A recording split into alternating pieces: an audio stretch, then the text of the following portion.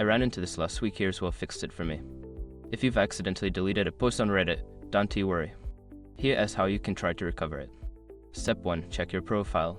Go to your Reddit profile and navigate to the Posts tab.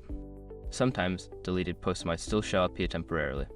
Step 2. Use the Wayback Machine. Visit the Wayback Machine website and enter the URL of your deleted post.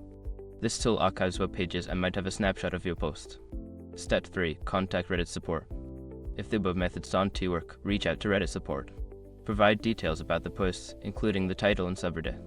Step 4. Check third-party apps. Some third-party apps or bots keep track of Reddit posts. If you used any, check if they have a backup of your deleted post. Step 5. Learn from the experience. To avoid future mishaps, consider saving important posts elsewhere or using Reddit as draft feature before finalizing. I hope these stats help you recover your deleted post. If you have any questions or need further assistance, feel free to ask.